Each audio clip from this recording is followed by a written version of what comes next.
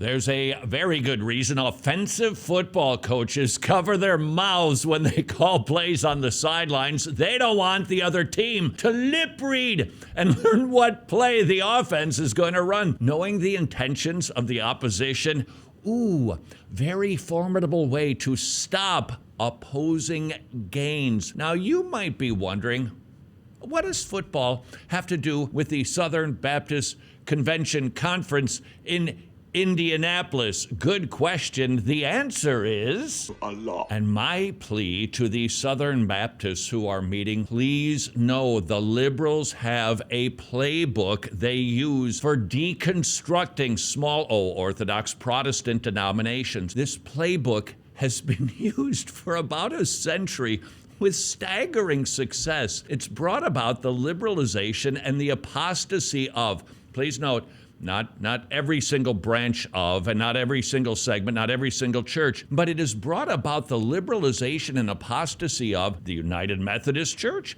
Lutheranism. Presbyterians have gone all wonky and liberal. Not all, but the Presbyterian Church USA. Wow, listen to that sound.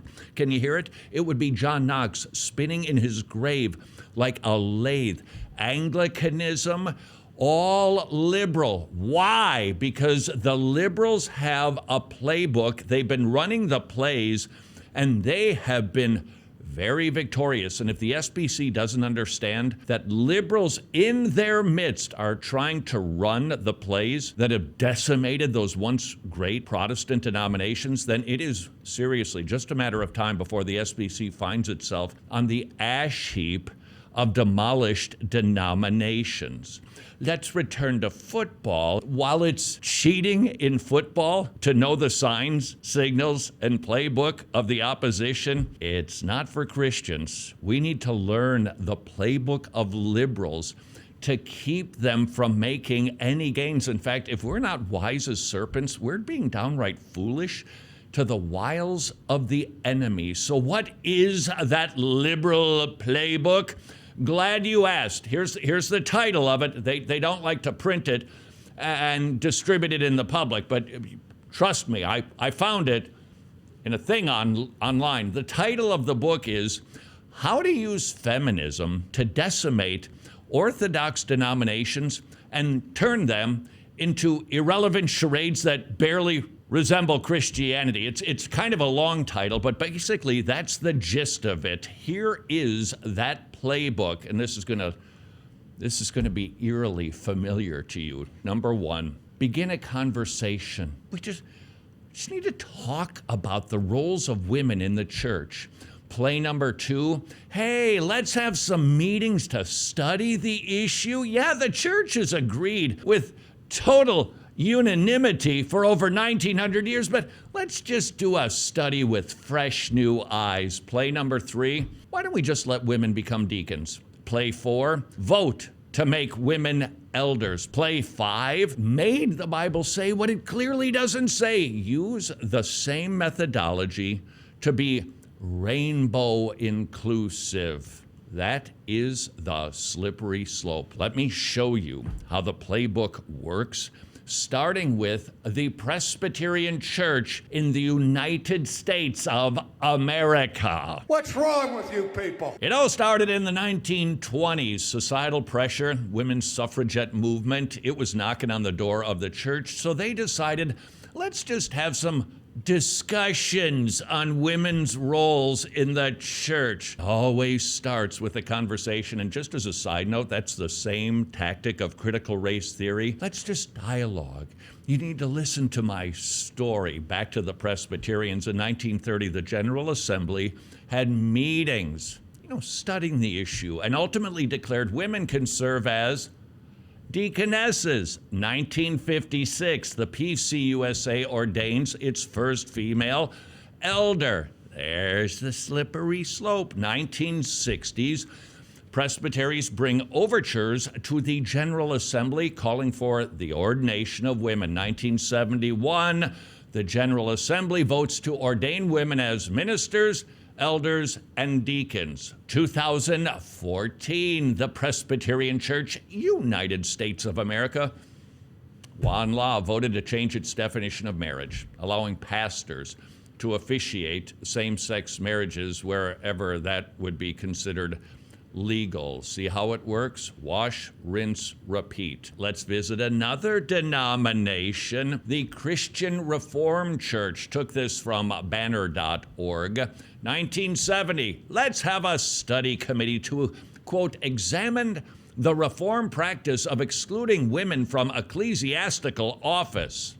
It always starts with a conversation and a study. 1973, 10 different study committees exploring various aspects of the issue of women's roles in the church. 1978, conversations began about women serving as deacons. 1984, what do you know? The Synod gave churches permission to ordain qualified women to the office of deacon. 1990, here's another play from liberals. Hey, don't have leadership dictate. Instead, just say, we can't figure this thing out. There's too many good people on both sides of the aisle. We'll just let every church do whatever they want to do. And that's exactly what the Reformed Church did in 1990. Let women use their gifts as every church sees fit. 1995, the Synod ultimately concluded there are two different perspectives and convictions on the issue of whether women are allowed to serve in the office of elder, minister, and evangelist. 2005, they then affirmed that churches ought to make use of the gifts of women, including invitations to ordain women to preach and licensed women to exhort in those congregations where it is permitted. How's about them Episcopalians? 1970. What, you say, why do so many of these begin in the 70s? Well, remember what was going on in the 60s? This was second wave feminism, and they had been making inroads and having an impact on Protestant denominations. And feeling that pressure, the compromise began. The Episcopalians, 1970. Let's have formal discussions on the ordination of women. 1974. 11 women were ordained. They were the Philadelphia 11. 1976, the General Convention approved the ordination of women to the priesthood and the episcopate, officially recognizing supporting roles in all levels of church leadership. 1989, first female consecrated bishop in the Episcopal Church. 2006, my personal favorite preacher, Catherine Shepard Shorey. The recent decision of the Church of England to finally open the doors for women bishops has brought great rejoicing. It has also brought reflections about what else? What should bishops wear? Shorey is elected as the presiding bishop of the Episcopal Church, becoming the first woman to hold that position in the history of the Anglican Communion. But wait, we haven't gotten to the bottom of the slope. 2015, 2 resolutions approved same-sex wedding ceremonies and allowing clergy to perform them. If you're interested in the United Methodists, we recently did a video on that, and basically the exact same playbook. Let's return now to the Southern Baptist Convention. The last 2 SBC conferences, liberals have tried to run the exact same plays. Hey, can't we just discuss this?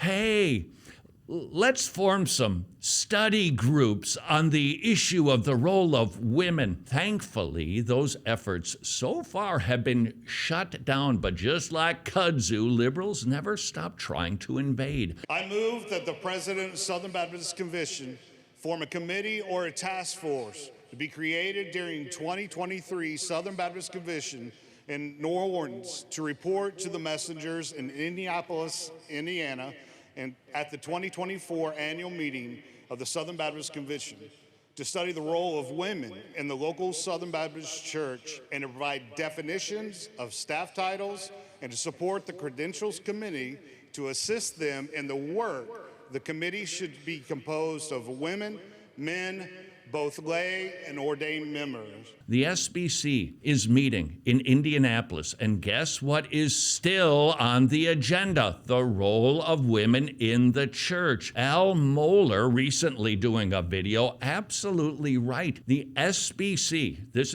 is my heartfelt plea to the SBC and everybody who is gathering. Please put the issue of the role of women in a box, nail it shut, and bury it. The Southern Baptist Convention has been struggling with this issue and seeking to articulate this conviction for 40 years. This is not a suddenly developing issue. What has arisen is the fact that some churches are, quite honestly, straightforwardly telling us that they are basically out of sync with the Southern Baptist Convention on the issue of women preaching and women holding a pastoral office. And this is where, honestly, I think the only way for the Southern Baptist Convention to deal with this is to do so by some mechanism such as the bylaw amendment that was adopted last year and approved and now comes before messengers again. I really believe that this bylaw is very important.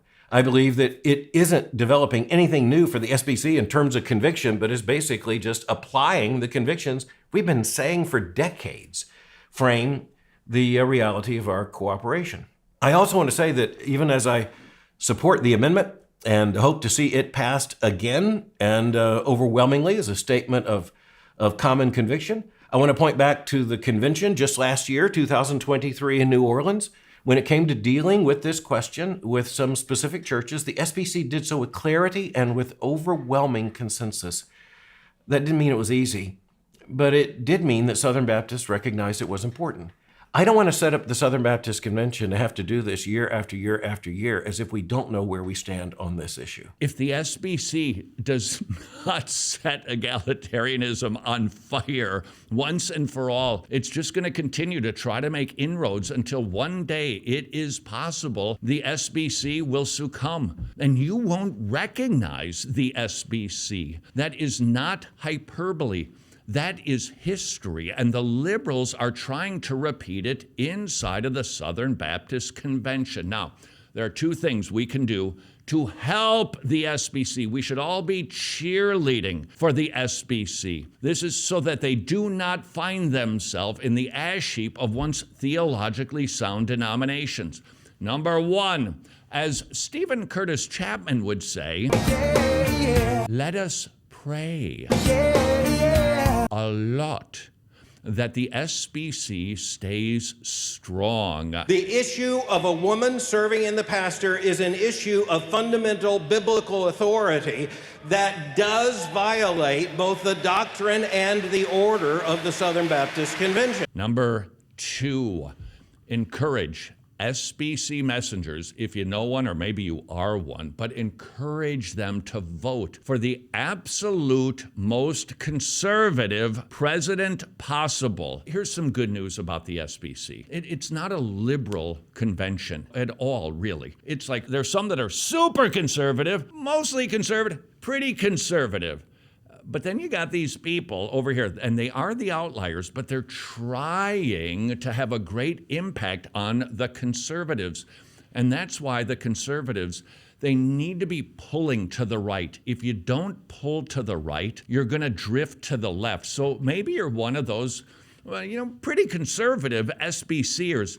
I encourage you to maybe vote outside of your comfort zone for the most conservative one, because if you're not pulling that direction, I'm telling you, it is a matter of time before you drift to the left. So pull to the right, my SBC friends, and please know we are indeed praying for you and cheering for you to not go the way, please, of mainline Protestantism.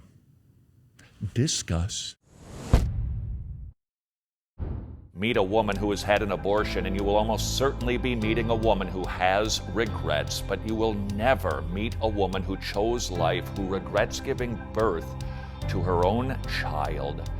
And you will not regret supporting preborn.org. They preach the gospel to mommies. They give free ultrasounds. Babies' lives are being saved. Would you please consider supporting Preborn at preborn.org/wretched?